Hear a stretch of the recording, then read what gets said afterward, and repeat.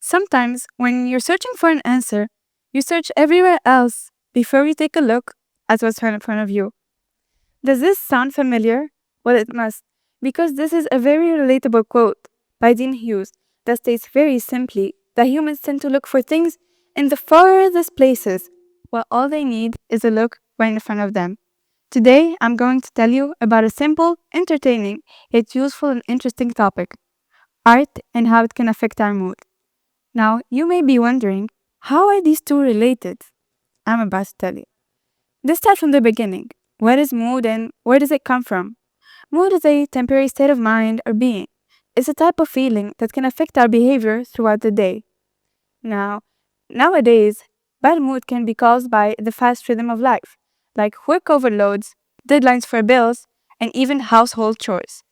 This boring life cycle tends to put people in a bad mood. And in all human nature, to try and fix this, they will run to quite drastic solutions, like getting a therapist, doing yoga or meditation. Some might even travel abroad. Now, these are still great solutions, we're not denying that.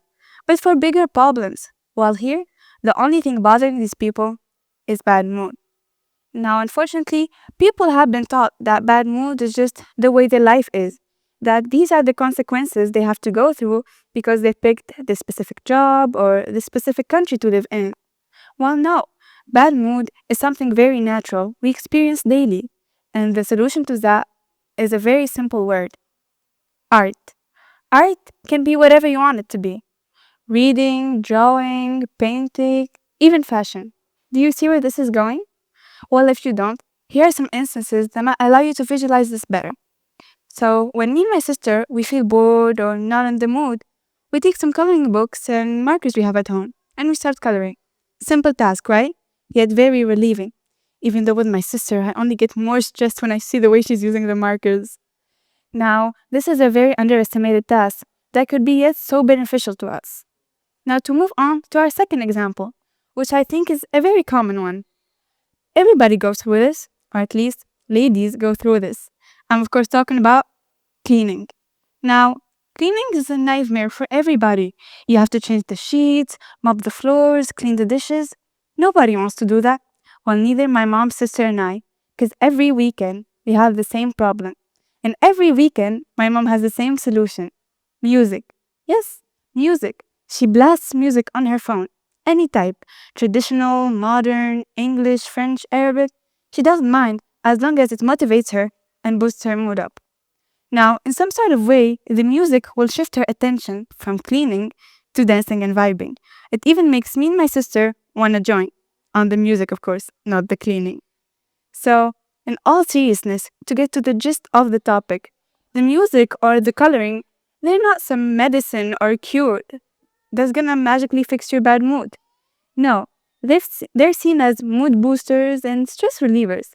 They're like tools and instruments you can use to always keep yourself in a good mood. Now, what if we looked at this topic from another perspective? A perspective where people have thought of how to use art and mood efficiently. The first example is what I call the TNT method. TNT because it's mostly used by teachers and therapists. Teachers and therapists, when they feel like their students or patients are feeling low, they cannot express their emotions, and they're overwhelmed, they give them a paper and a pen with as only instruction to draw whatever they want. So what these students and patients don't know is that they're taking out an expressing what they couldn't through words, through art, on that paper. Now, the next example, I feel like it concerns teenagers. Nowadays, teenagers, they don't always feel like studying. Or should I say, we don't always feel like studying, because I'm a teenager myself. And it happens to me. Sometimes it's time to study, but I'm on my phone. I still want to watch this video. I don't feel focused enough, and my thoughts are not gathered. So, people have actually thought about this a while back. In 1993, people came up with the Mozart effect. It's a research that stated that after listening to Mozart music or classical music,